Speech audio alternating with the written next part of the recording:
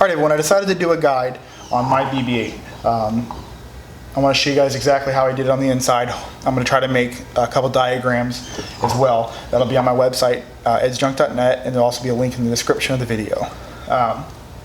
Ever since I made this step-by-step guide on the controller, excuse me, and even before that, people were asking, well, what's hooked up inside? How is it wired? Why did you do it this way? How are the lights working? I'm hoping to explain it to you guys today. The controller, you guys have seen these many times. This controls BB-8. It sends audio commands. It sends movement, like driving the ball here, as you can see. And also head tilt and head spin.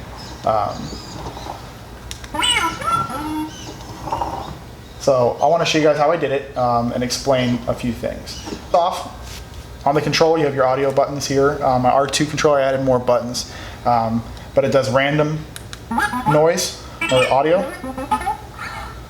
This is a long one. All the audio is coming out of the dome. There's a Arduino Mega inside the dome with its own XB receiver. The controller is sending out XB serial data the same way my R2 one is. And it gets the information, it gets all the information for driving, for dome tilt, for audio. It gets everything, and it just ignores everything else except audio. The bottom one here does like a no. And then my middle one is a whistle. Now the middle one, when I push it, it will cause the body lights to flash as well. The body lights have their own XB, own Arduino controller, just because it's attached to the body, not the frame. You can't have those connected because it's constantly rolling and will cause it to wrap up and break. But I'm sure what everyone's been waiting for is me to open it up and explain the inside. So let's go ahead and do that. As the dome comes off here. And let's go ahead and pop this off. Now, the two halves of the sphere is connected with a wire here. That's just for the lights. So I just unplug the lights here. Alright, so here's inside the drive mechanism. I apologize for it being a little messy. This thing's been ripped apart multiple times trying to get it solved and get things working. Alright, what we have here, this is the XB that receives information, the serial data from the remote. It's receiving it and it's sending it down to an Arduino Pro. This Arduino is taking that information and sending out to my servos and my motors. You're going to have these three yellow wires down here. Again, there's a diagram on my site. These are my basically three servo controls. You're going to have, sorry, actually there's four, I apologize, there's another one here. Basically what you're going to have is you're going to have dome spin, you're going to have dome tilt like this, and then pendulum tilt, that basically causes it to turn, and then also motor drive signals. You've got motor forward and reverse, like this. But the turn is obviously going to be the pendulum swinging. I have those servos turned off right now because they're kind of loud. These motors have to drive the same direction. They can't go opposite like a tank track system because they're fixed to the sphere. So if you did that, you'd end up breaking something. They have to go forward and reverse the same. So they're actually receiving the same signal on the roboclaw that's in the back of this, which I will explain to in just a second. And then you have your battery down here. The servos are getting their power directly from this here, which is basically going to be a step down converter.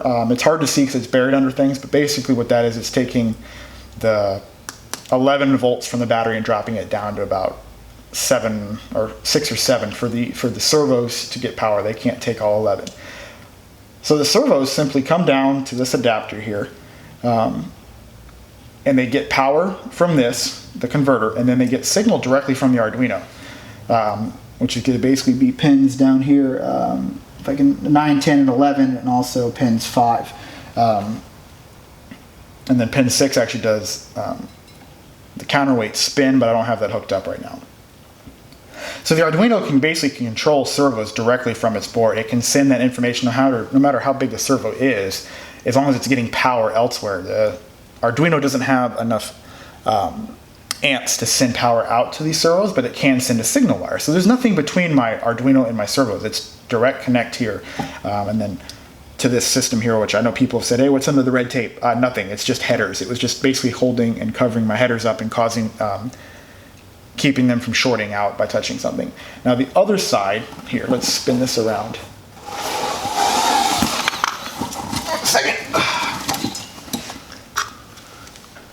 Now my other side here is a RoboClaw. This is a 2x30 RoboClaw. It's getting power directly from the battery into the RoboClaw, then out of the both channels A and B to each motor. You want to make sure these motors are spinning the same direction before you actually hook them up to the sphere, because it's taking just one signal. I actually have signals 1 and 2 jump together, so it's getting the same signal for both motors. It will never turn one direction, one the other. In that, it's simply just getting an input from the Arduino on the other side, just like a servo motor would. These RoboClaws basically take RC control in, like a servo control. It gets a servo command like from 0 to 180. I have it turned down for my motors, but at 90 the motors stop. At 100 the motors go forward. At 80 the motors go in reverse some. That takes an information directly from the Arduino and sends it out to the motors.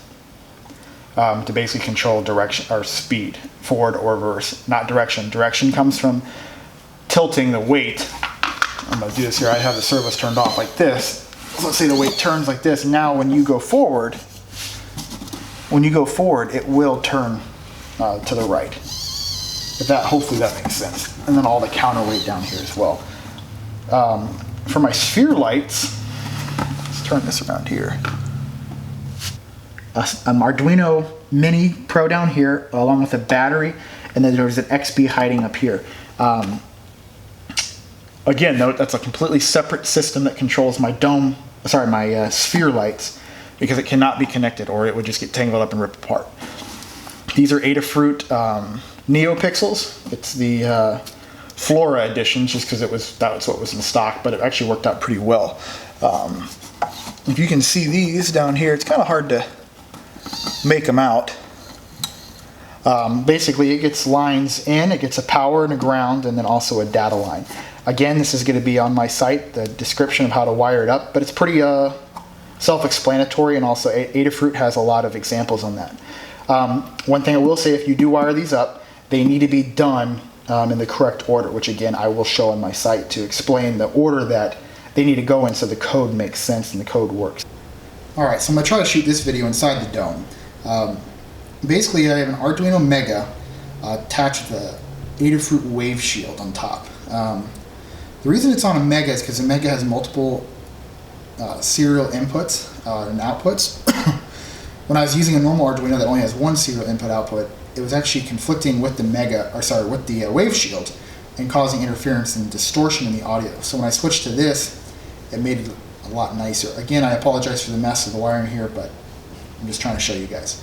Again, there's a diagram on my site that should explain a lot more where things plug into. But basically, you have the Arduino Mega here that's receiving information. I apologize, it's just hard to show. From this XB here. So this XB receives information from the remote and sends its serial to the Arduino Mega here. And then that sends audio to this. This is just a simple amplifier that sends information to the speaker. Sorry, it sends audio to the speaker that's down up here.